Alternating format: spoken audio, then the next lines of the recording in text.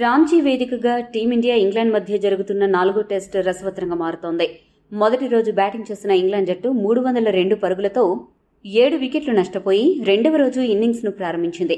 అయితే రెండవ రోజు ఉదయం టీమిండియా బౌలర్లు చక్కటి ప్రదర్శనతో ఇంగ్లాండ్ను కట్టడి చేశారు.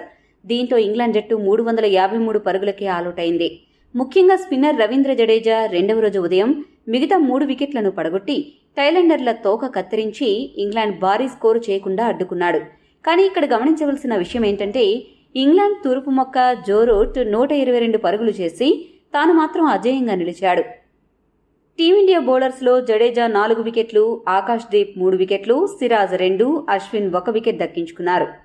ఇక తర్వాత వెంటనే ఇన్నింగ్స్ ప్రారంభించిన టీమిండియాకు ఆదిలోనే సూపర్ షాక్ తగిలింది.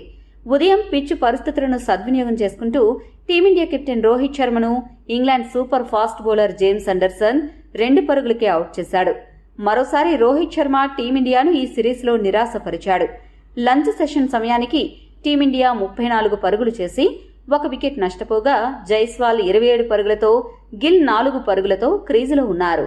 అయితే ఈ మ్యాచ్లో టీమిండియా గెలవాలి అంటే కొన్ని కీలక విషయాలను దృష్టిలో పెట్టుకోవాలి. అదేంటంటే టీమిండియా ఖచ్చితంగా మొదటి ఇన్నింగ్స్లో కనీసం 100 పరుగుల ఆధిక్యం సాధించాలి. ఎందుకంటే భారత పిచ్చులపై 4 ఇన్నింగ్స్ ఆడడం చాలా కష్టమవుతుంది. 200 పరుగులను ఛేదించడానికి కూడా చుక్కలు కనపడతాయి. ఈ విషయం మనకు హైదరాబాద్ టెస్ట్ మ్యాచ్లో అర్థమైంది. మరొక విషయం ఏంటంటే టీమిండియా మొదటి టెస్ట్ మ్యాచ్ తప్ప మిగతా 2 టెస్ట్ మ్యాచ్లు కూడా 4 ఇన్నింగ్స్లో బ్యాటింగ్ చేయలేదు.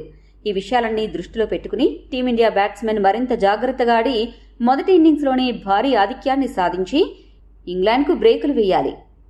అలా చేయని పక్షంలో ఈ మ్యాచ్లో టీమిండియాకు కష్టాలు కొని తెచ్చుకున్నట్లే అవుతుంది. మరి టీమిండియా బ్యాట్స్మెన్ ఈ సవాల్ను ఏ మేరకు స్వీకరించి అంచనాలను అందుకుంటారో వేచి చూడాలి.